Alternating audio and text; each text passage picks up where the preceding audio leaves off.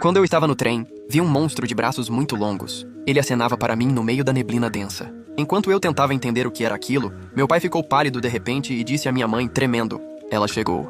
"Quem chegou?" "É ela." Ela chegou e está lá na montanha, encarando a gente. Minha mãe pareceu se lembrar de algo. Os olhos dela se arregalaram e ela ficou tensa na hora. "Será que você não viu errado? Já faz mais de 10 anos, como aquela coisa poderia encontrar a gente?" "Acho que eu não vi errado."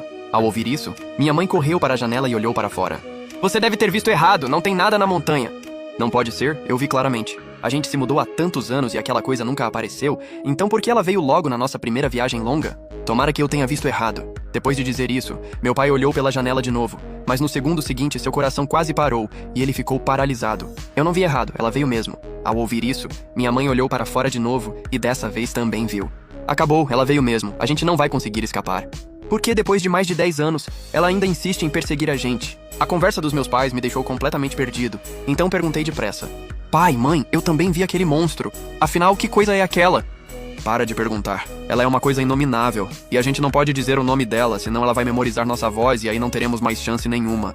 Eu não entendia por que meus pais estavam com tanto medo, então olhei pela janela de novo e vi que ela estava ainda mais perto da gente. Como estava escuro demais, eu não conseguia ver direito a aparência do monstro, só sabia que ele tinha forma humana.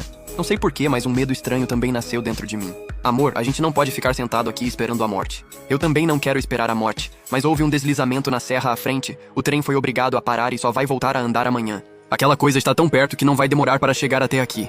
Meu pai pensou por um instante e de repente puxou minha mãe pelo braço. Vamos para outro vagão trocar de lugar, talvez ela não encontre a gente." Ao ouvir isso, nos levantamos depressa, fomos rápido para o vagão ao lado e meu pai só relaxou um pouco ao ver os passageiros em volta.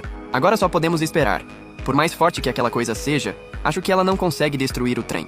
E quando ele voltar a andar, estaremos seguros porque ela não vai alcançar a gente." Minha mãe apenas assentiu em silêncio, sem dizer uma palavra. Mas nesse momento alguém soltou um grito dentro do vagão, e o lugar, que antes estava barulhento, ficou em silêncio na hora.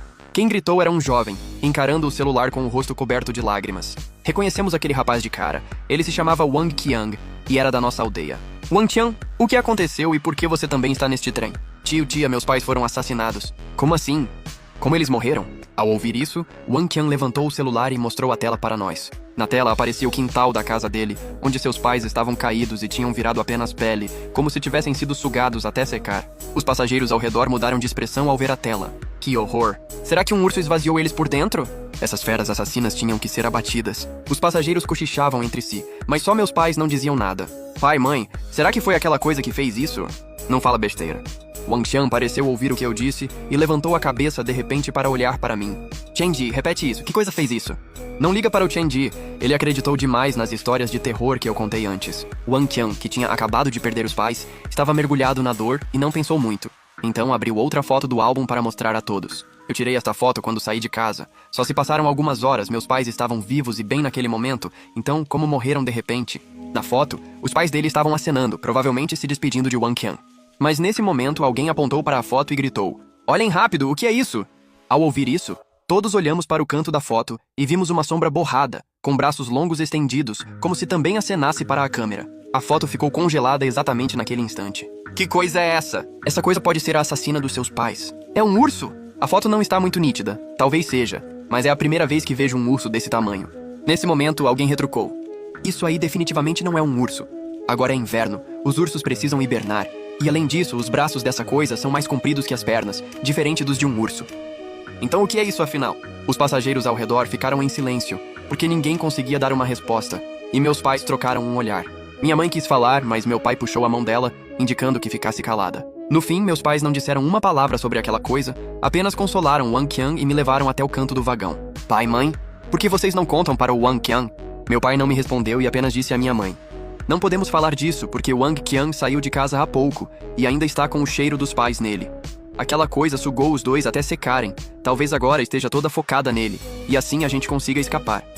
Mas o Wang Qiang é inocente. Mas a vida de nós três é mais importante, então só podemos pedir desculpas ao Wang Qiang." Ao ouvir isso, minha mãe ficou calada, e eu não entendia muito bem o que eles queriam dizer, mas não me atrevi a perguntar sobre aquela coisa. Logo deu 9 horas, nada aconteceu, e os nervos dos meus pais finalmente relaxaram um pouco. Aquela coisa realmente procura as pessoas pelo cheiro. Com tanta gente no trem, ela não consegue achar a gente e provavelmente nem o Wang Qiang, por isso não ousou agir. Mas assim que meu pai terminou de falar, o teto do vagão soltou um baque abafado, como se algo pesado tivesse caído em cima. e logo vieram passos lá de cima. Pai, será que ela chegou? Fala baixo. Não deixa ela ouvir nossa voz, essa coisa é mesmo sinistra. A gente mudou de vagão e mesmo assim ela conseguiu nos encontrar. Nesse momento, os passageiros do vagão também começaram a entrar em pânico. Será que algum bicho selvagem pulou em cima do trem? Acho que deve ser algo como tigre ou javali, senão não faria um barulho tão grande. Enquanto os passageiros discutiam, um homem abriu a janela e colocou a cabeça para fora. Toma cuidado, não deixe ele te arranhar. O homem não respondeu.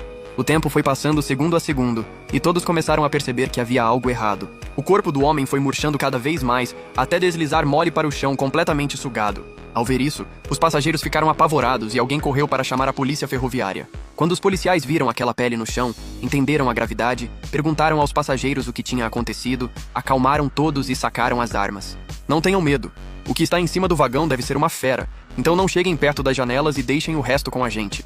Um dos policiais abriu a janela, colocou a arma para fora e depois de alguns tiros, o teto ficou sem nenhum movimento. Ela fugiu? Não tenho certeza, mas por enquanto ninguém se mexe. Depois de alguns minutos, ainda não havia nenhum movimento em cima do vagão e todos finalmente respiraram aliviados. Por precaução, os policiais ficaram de guarda dentro do vagão com as armas. E eu, vendo aquilo, senti um pouco de segurança. Pai, com armas na mão, acho que não precisamos mais ter medo daquela coisa, né? Você nunca viu aquela coisa e não sabe do que ela é capaz. Pelo que eu sei, uma pistola nem machuca ela. E acho que ela só foi embora porque havia gente demais para atacar. Mas o ponto mais importante é que ela consegue enfeitiçar a mente das pessoas. Nesse momento, senti como se tivesse percebido algo. Olhei para a janela sem querer e, no segundo seguinte, meu coração quase parou.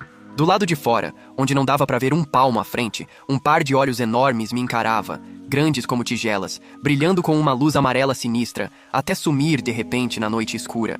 Fiquei tão assustado que perdi a voz e tremia sem parar. O que houve, filho? Pai, eu vi o rosto daquela coisa. O que você disse? Ele olhou para fora por instinto, mas não viu nada. Mais uma hora se passou, e como não havia nenhum movimento lá fora, os dois policiais foram embora com as armas. Quando deu 2 da manhã, eu estava tão cansado que acabei pegando no sono sem perceber. Meio dormindo, senti alguém passando a mão na minha cabeça. Mãe, para de passar a mão em mim e vai dormir logo. Ao ouvir isso, minha mãe ficou pálida na hora. Filho, eu não encostei em você. A resposta dela me despertou de susto, e eu perdi completamente o sono. Mas nesse momento, veio um estrondo do outro lado do vagão. Uma pedra enorme rolou da montanha e abriu um buraco grande no trem. E logo um braço peludo agarrou um passageiro e o puxou para fora.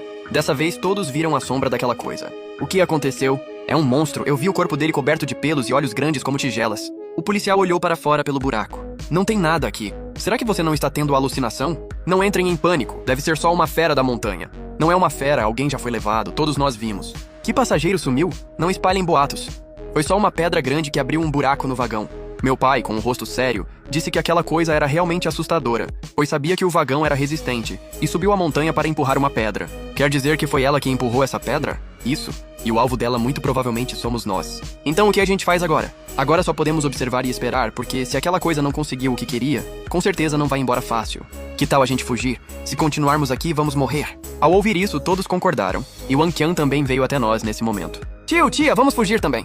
A gente ainda acha que é mais seguro dentro do trem, então, se você quiser sair, vá sozinho. Wang Qiang não disse mais nada. Virou-se e saiu com os outros, enquanto eu observava as costas dele e sentia que havia algo errado, como se uma memória tivesse surgido na minha cabeça. Pai, tem algo estranho, não é? Eu lembro que o Wang Qiang já tinha morrido há alguns anos. Meu pai e minha mãe congelaram com o rosto rígido. Eu lembro que, alguns anos atrás, você até me levou ao banquete fúnebre dele. Como isso é possível? Será que você não se confundiu já que o Wang Qiang não está vivinho aqui? Cocei a cabeça, também confuso, pensando se eu realmente tinha lembrado errado. Os dois não me deram mais atenção e ficaram olhando em silêncio para fora da janela, onde era madrugada e estava tudo escuro. Sair naquela situação era claramente uma decisão nada inteligente, então por que eles ainda não ouviam os avisos?